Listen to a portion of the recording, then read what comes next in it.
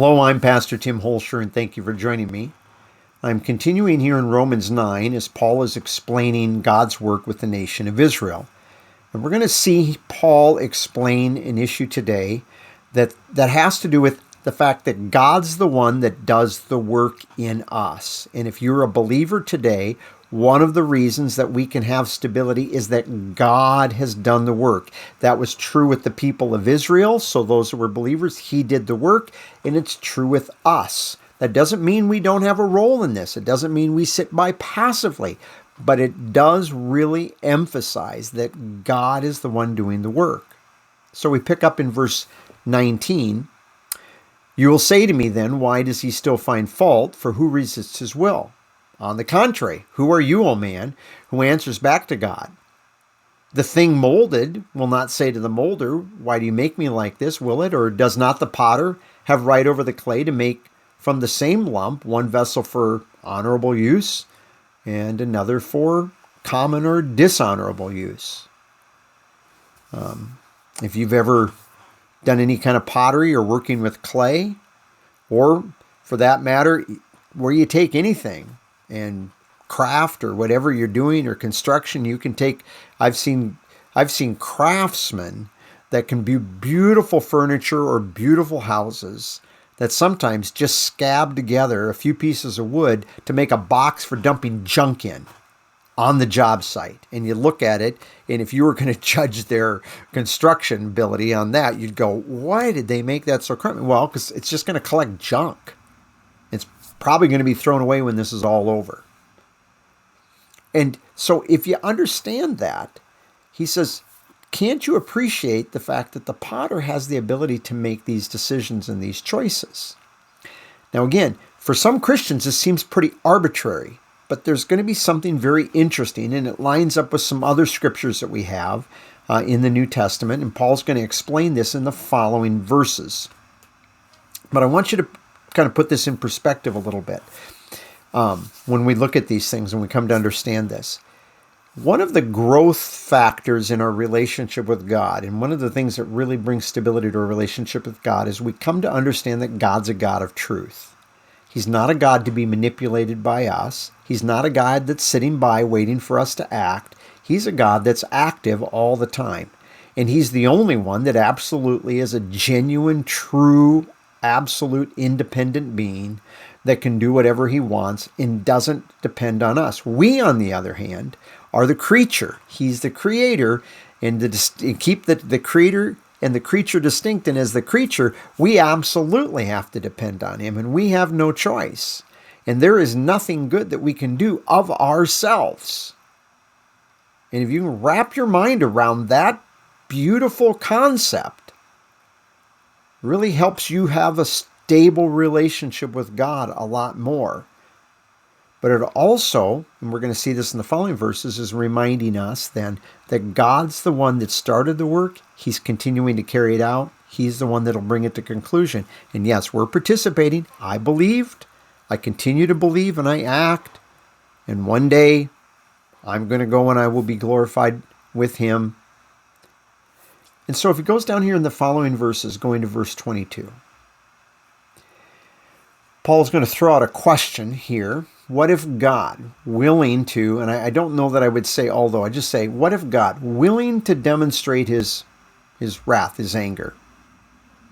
Now, anger is not an eternal attribute of God, because in eternity past, when there was just the Father, Son, and Spirit as one God all together, was there anger between the three of them? That's all there was? No, they had a perfect relationship.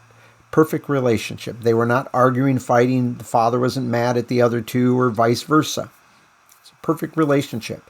But in time, God is going to demonstrate some of his wrath. And his wrath is an aspect of God's righteousness and his holiness, in which he acts righteously to judge, and in his holiness deals with those that are different than him, that are contrary to his nature, and he deals with them, and he expresses anger towards that, wrath.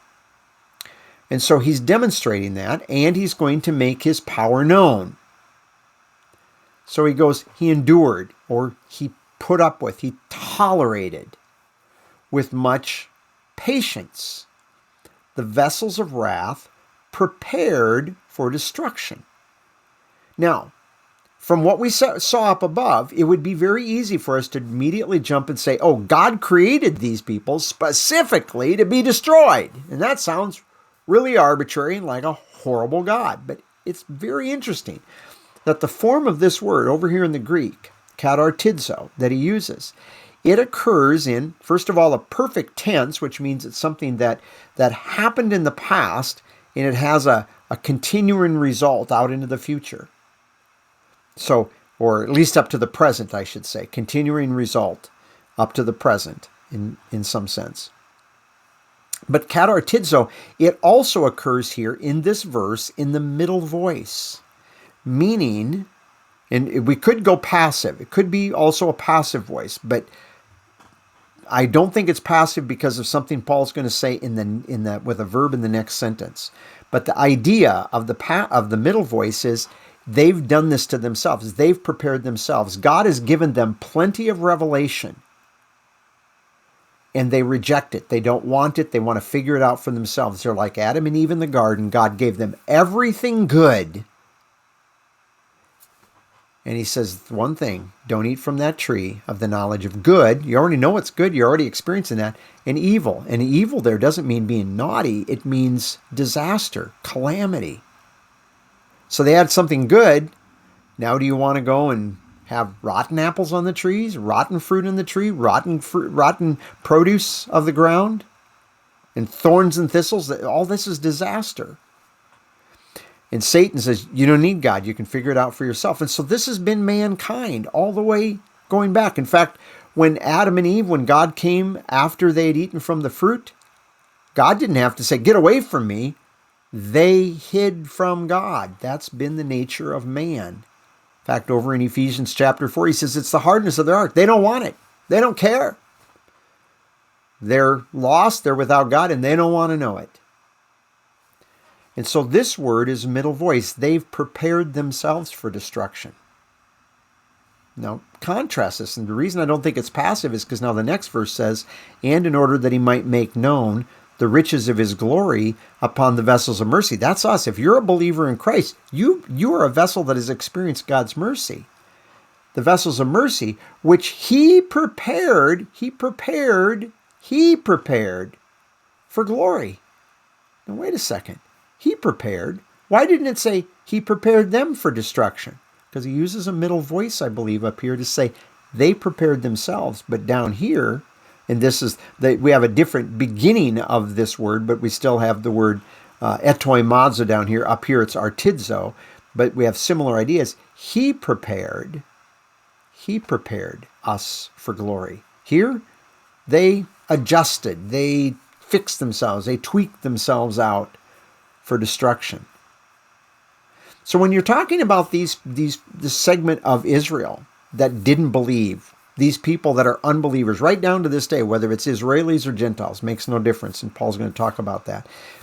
If you think about those people, it's not that they want to believe, but they can't. It's the fact they don't want to. They've adjusted themselves, and they're just fine where they are, and they want God to get away from them and get out of their face. Leave me alone. Whereas with us, God's chosen to do a work with us, and he's the one that has prepared us for glory. It's his work. Now, I hope I clarified this. If I didn't make this clear, I apologize. But I think it's very important to distinguish what they're doing from what God's done with us. And if you grasp that and appreciate the fact that this is God's work and he's prepared us for glory and he's shown mercy on us, this is what he's doing. That brings stability in your relationship to God. The very purpose that Paul is writing the book of Romans is to help believers become stable. And as you understand and appreciate more and more God's work in your life, it'll encourage you in having, no matter what's going on in your life, to have a good day in the Lord. Thank you for joining me.